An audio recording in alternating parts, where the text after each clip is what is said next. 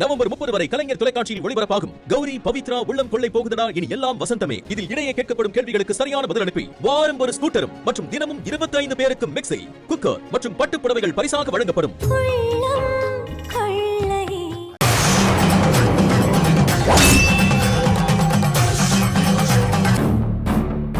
துர்கா வரங்கயா.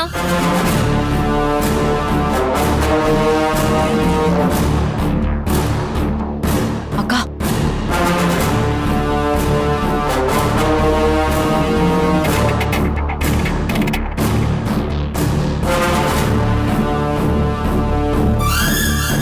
ஓஹோ, என் தலைமுடி வேணும், அதுக்கு பிளானா?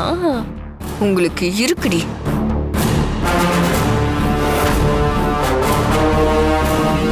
சொல்லுங்கயா, கூப்பிட்டீங்க? ஒண்ணு இல்லம்மா, கொஞ்சம் தலைவலியா இருக்கு. சூடா ஒரு காஃபி போட்டு எடுத்துட்டு வரியா? சரிங்கயா, தோ எடுத்துட்டு வரேன்.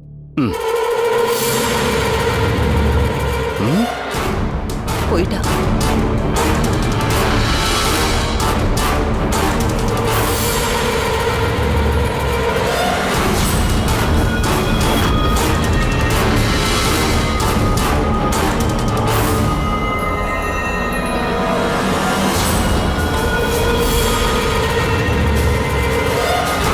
காவேரி, பெரியவர் சொன்ன மாதிரியே அவளை கிச்சனுக்கு சின்னவர் அனுப்பிட்டாரு. நாம நினைச்ச மாதிரியே அவ சீவிட்டு இருந்த சீப்ப நம்ம கண்ணுல படுற மாதிரி வச்சுட்டு போயிருக்கா. ஆமாக்கா, இதுதான் சரியான நேரம். இப்ப அவ தலைமுடியையும் சேலை ஜாக்கெட் எல்லாத்தையும் சேர்த்து எடுத்துட்டு வரணும்.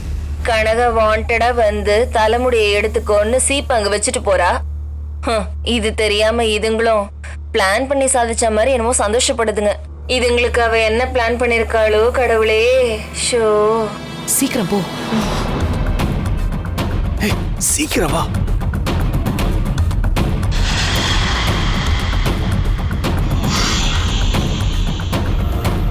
சீக்கிரம் உள்ள போ.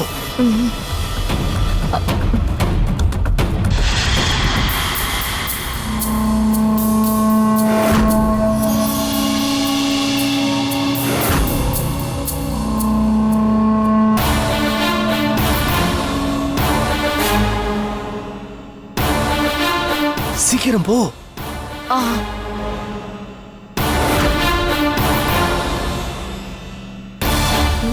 சீக்கிரம் உள்ள போ.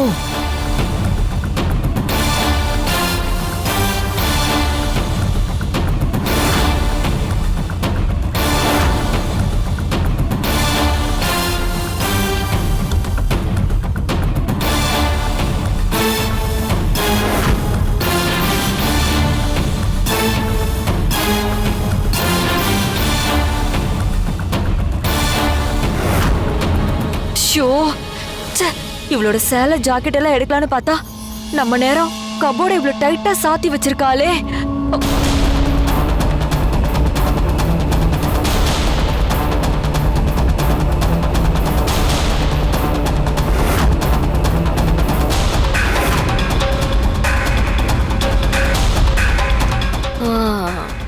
என்ன இன்னும் காவேரியை காணோம்? டைம் ஆகுது. துர்கா வந்துட்டா காரியம் கெட்டு போயிடுமே.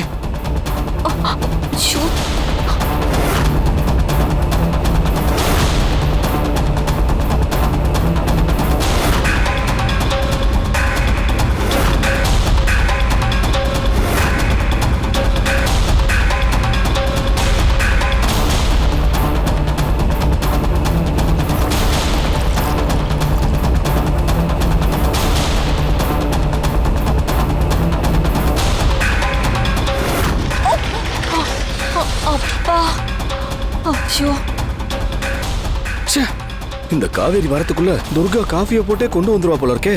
என்னதான் பண்றா இவ?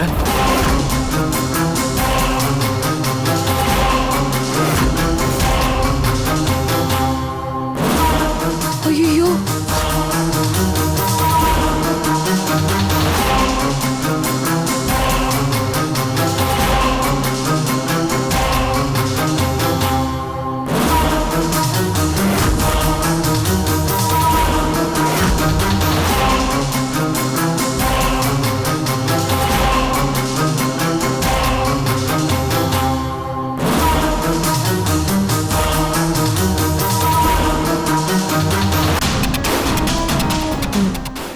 இந்தாங்க. என்னம்மா அதுக்குள்ள போட்டு கொண்டு வந்துட்டியா? ஆமா.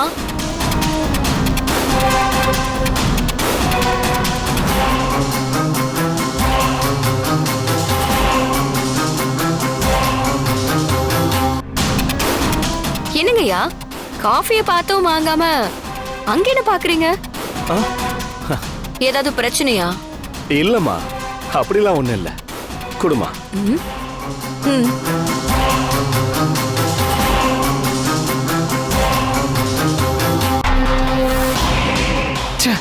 காவேரியை இன்னும் காணுமே.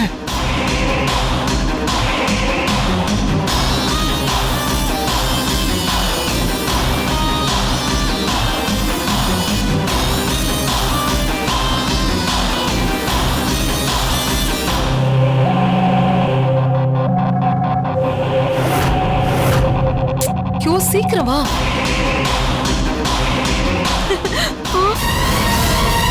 முழிச்சிட்டு நிக்கிறோம், சீக்கிரம் போ.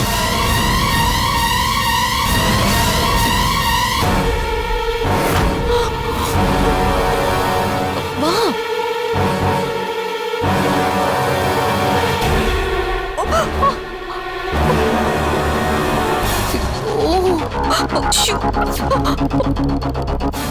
ஓடி. வா வா, சீக்கிரம் சீக்கிரம் வா.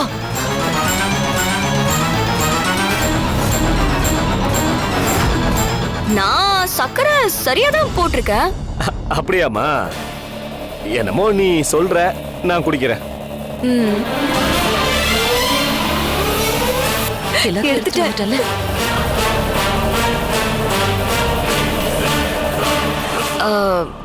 ஐயா, நீங்க என்னமோ மாதிரி இருக்கீங்க. நிதானமா காஃபி குடிங்க.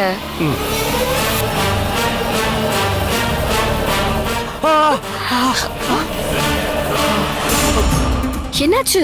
என்னம்மா இப்படியா சூடா கொண்டு வந்து கொடுப்ப? புடி புடி, முதல்ல இது புடி. நீங்க தானே சூடா எடுத்துட்டு வான்னு சொன்னீங்க. அப்புறம் சூடா இருக்குன்னு சொன்னா நான் என்ன பண்றது? நீங்க வேற தெளிவா எதுவும் சொல்லல. 2 தடவை கொதிக்க வச்சேன். ஐயோ, விளக்கம் கொடுக்காம போமா நீ. எனக்கு காஃபியும் வேணாம், ஒண்ணும் வேணாம். செய்வனியா செய்றீங்க? அதுவும் இந்த கடப்பாக்காரி கிட்ட உங்களுக்கெல்லாம் இருக்கு. போ நீ முதல்ல.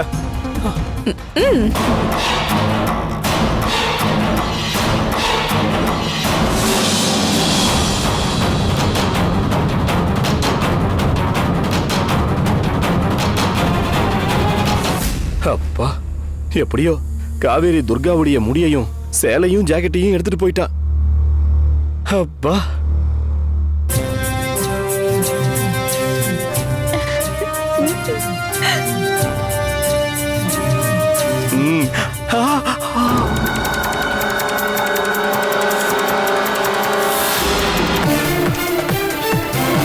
வட வட வட வட வட. என்னாச்சு என்னாச்சு? அண்ணே, நீங்க சொன்னதை நடத்தி முடிச்சிட்டோம். நாம நினைச்சத காவேரி கணக்கச்சிதமா செஞ்சு முடிச்சிட்டானே. அப்படியா? நாம கேட்ட எல்லாத்தையும் துர்கா ரூம்ல போய் கரெக்டா எடுத்துட்டு வந்துட்டா. காவேரி, அண்ணங்கிட்ட குடுமா. குடு குடு குடு குடு குடு.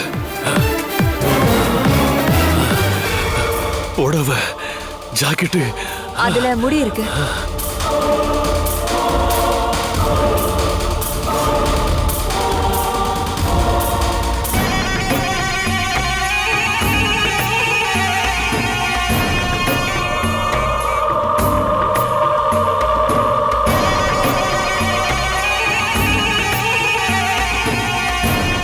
அவ தலைமுடி.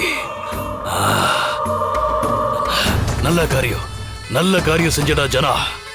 அவ இது வரைக்கும் நம்மள ஆட்டி வச்சல்ல, அவளை இனி நான் ஆட்டி வைக்க போறேன். அவ துர்காவோ இல்ல நீங்க சொல்ற மாதிரி வேற யாரோ, எனக்கு அதை பத்தி எல்லாம் கவலை இல்ல. அவ யாரா இருந்தா எனக்கு என்னடா. அவ ஆட்டம் சீக்கிரமே க்ளோஸ் ஆக போகுது. நம்ம நிம்மதியை அசைச்சு பார்த்த அவளுக்கு இன்னைக்கு ராத்திரியே சமாதி கட்ட போறேன். அந்த பொண்ணு பாவம்டா, பாவம்.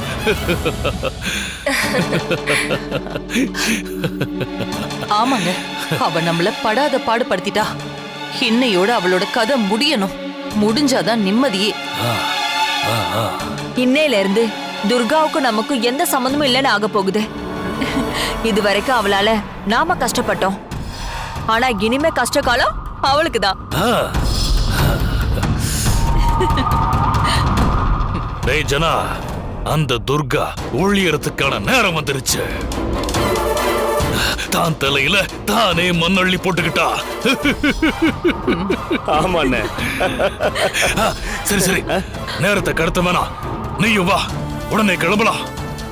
கால காலத்துல செய்ய வேண்டியதை செஞ்சு அந்த துர்காக்கு பாட கட்டுவோம். அப்பதான் நம்மள பிடிச்ச பீட ஒழியும். காலன் ஐயாவை பார்த்து இது எல்லாத்தையும் கொடுத்துட்டோம்னா நம்ம கடமை முடிஞ்சிடும்.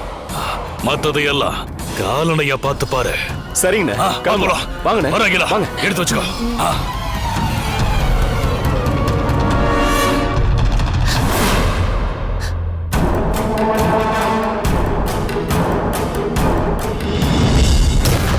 இந்த கும்பலுக்கு எப்படி புரிய வைப்பேன்? அந்த கடப்பாக்காரி வேணும்னே தான் முடியையும் புடவையையும் எடுத்துட்டு போக விட்டுருக்கா. அது தெரியாம இதுங்க ஏதோ ஜெயிச்சா மாதிரி சந்தோஷப்பட்டுக்கிட்டு போதுங்க. அவளை அழிக்க போறதா பெருமை பேசுதுங்க. பட்டாதானே தெரியும். என்னத்த சொல்ல. ச்சே.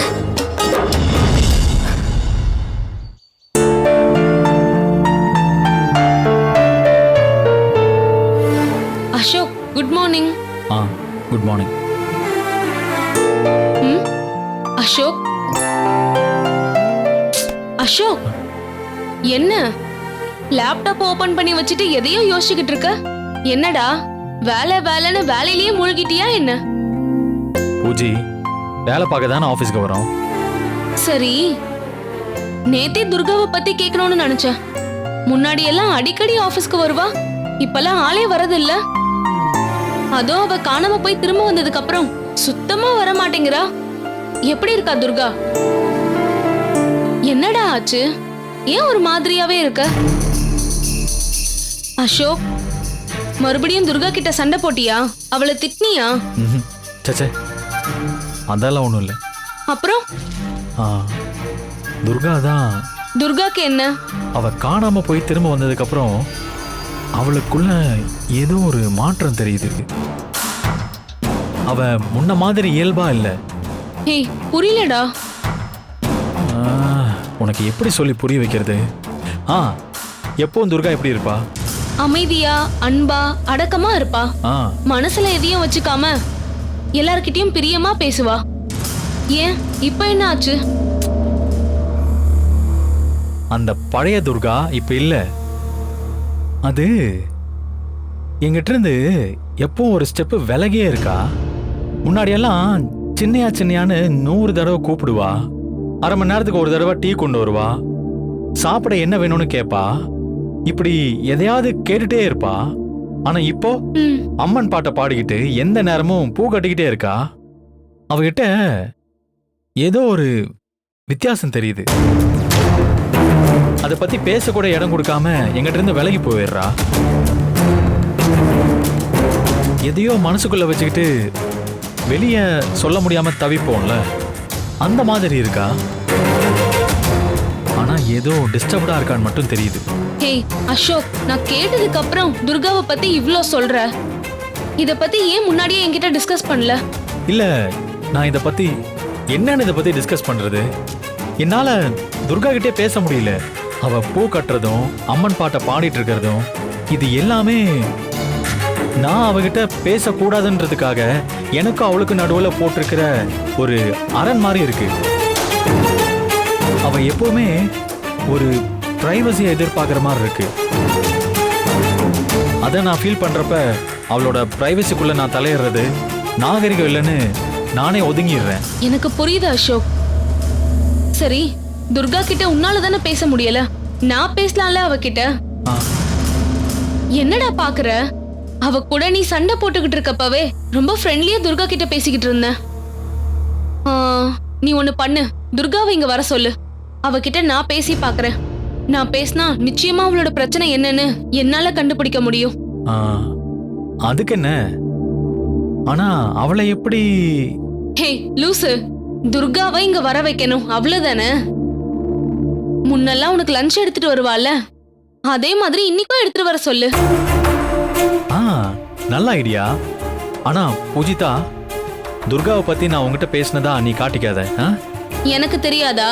அதெல்லாம் நாங்க பாத்துக்கிறோம். நீ முதல்ல போன் பண்ணி அவளை வர சொல்லு. ஆ.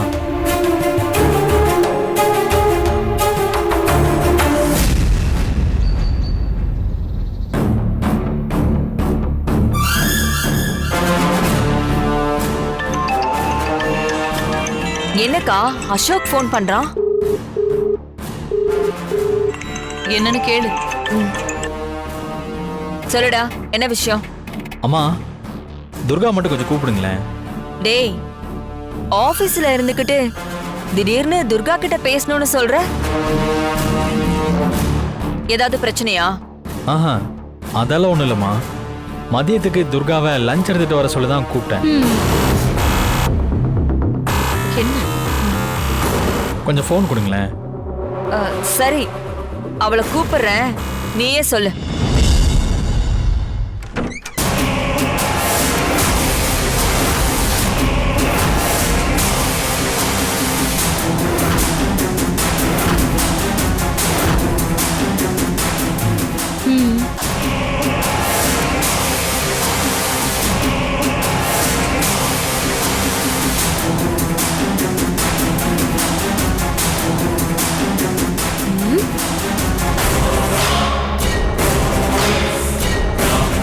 என்ன என்ன பார்த்துட்டு திடீர்னு பேய் அரைஞ்ச மாதிரி ஆயிட்டீங்க? நீங்க எதிர்பார்க்காத நேரத்துல நான் வந்துட்டேனா? கூப்பிடுறதுக்கு முன்னாடி வந்ததும் இல்லாம கரெக்டா வேற பேசுற. ஒருவேளை நான் பேசினதை ஒட்டி கேட்டிருப்பாளோ? நான் கேட்டதுக்கு பதிலே இல்ல. சொல்ல விருப்பம் இல்லையா? அப்படியெல்லாம் ஒண்ணும் இல்ல. நானே உன்னை கூப்பிடலான்னு தான் நினைச்சேன். ஆனா அதுக்குள்ள நீயே வந்துட்ட. அதான். ஆமா, என்னையும் கூப்பிட நினைச்சீங்க? என்ன விஷயம்? யார் போன்ல? அது வந்து அசோக் உன்கிட்ட பேசணும்னு சொன்னா. அதான். அப்படியா? சின்னையாவா? சொல்லுங்க சின்னையா. ரெண்டு அத்தைங்களையும் வச்சு செய்யறாளே, நடிப்புல பேசக்கூட விடாம கண்ணாம்பூச்சி காட்டுறா. இப்ப என்ன பண்ண போறாளோ? வழக்கமா ஆபீஸ்ல இருக்கிறப்ப என் நினைப்பே உங்களுக்கு வராது. ஆனா இன்னைக்கு என்னடானா திடீர்னு ஃபோன் பண்ணிருக்கீங்க. ஏதாவது ஸ்பெஷலா? ஆமா, ஸ்பெஷல் தான். இன்னைக்கு மத்தியானம் உன் கையால சாப்பிடணும்னு தோணுச்சு, அதான் ஃபோன் பண்ணேன். நிஜமா தான் சொல்றீங்களா? ஆமா துர்கா.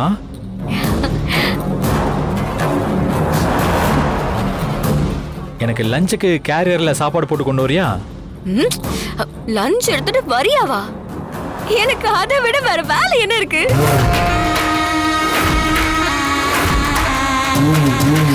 என்ன வேணும்னு சொல்லுங்க, விதவிதமா செஞ்சு எடுத்துட்டு வரேன். நீ என்ன கொண்டு வந்தாலும் எனக்கு ஸ்பெஷல் தான். நீயே முடிவு பண்ணு துர்கா. அப்படின்னா உங்களுக்கு பிடிச்ச மீன் வறுவல், முட்டை தொக்கு, நண்டு குழம்புன்னு எல்லாத்தையும் சமைச்சு எடுத்துட்டு வரேன். நீங்க ரசிச்சு ருசிச்சு சாப்பிடுறத நானும் பார்க்கணும்ல. அப்புறம் உங்க கூட இருப்பாங்களே உங்க ஃப்ரெண்ட் பூஜிதா, அவங்களுக்கும் சேர்த்து எடுத்துட்டு வரேன். அவங்க கிட்ட சொல்லிருங்க. ஹேய், எடுத்துட்டு வர சொல்லு. சரி துர்கா, பாய். ஓகே.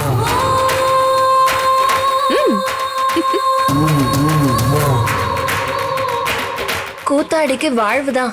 உண்மையிலேயே துர்கா இருந்தா கூட இப்படி அசோக் கிட்ட பேசிருக்க மாட்டா. என்ன நடிப்பு நடிக்கிறா? என்னடி கூத்து இது? அசோக் அவ கையால சாப்பிடணுங்கிறான், இவ என்னடானா இவ்ளோ பில்டப் கொடுக்கறா. ஐயோ, இந்த கருமத்தெல்லாம் பார்த்து தொலைய வேண்டியதா இருக்கே. எவ்வளவு சீக்கிரம் முடியுமோ அவ்வளவு சீக்கிரம் இதுக்கெல்லாம் ஒரு முடிவு கட்டணும். வா. கேட்டியா? இன்னும் கொஞ்ச நேரத்தில் துர்கா இங்க வரப்போறா. அவளை பத்தி நான் சொல்றதை விட அவன் நடந்துக்கிறத வச்சு நீயே அவ கேரக்டர் சேஞ்ச் ஆனதை நல்லா புரிஞ்சுப்ப. ஹேய், இல்ல அசோக், துர்கா பேசினதை நானும் கேட்டுக்கிட்டு தானே இருந்தேன். நீ சொல்ற மாதிரி எல்லாம் ஒண்ணுமே இல்ல. அவ ரொம்ப கிளியரா எப்பவும் பேசுற மாதிரி தான் பேசுறா. நீ தான் அவ டிஸ்டர்பா இருக்கா அது இதுன்னு சொல்லி உன்னை நீயே கன்ஃபியூஸ் பண்ணிக்கிட்ட. பூஜிதா, அவசரப்பட்டு ஒரு முடிவுக்கு வராத. அவ இங்க வரதானே போறா, அப்ப பாரு, உனக்கே புரியும். சரி பாக்குறேன்.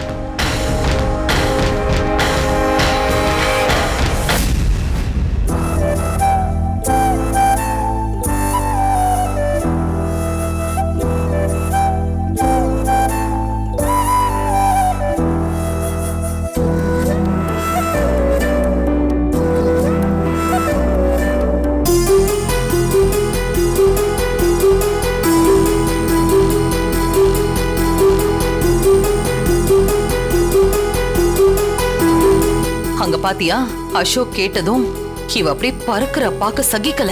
எப்படியாவது இவளை போக விடாம தடுக்கணும்க்கா.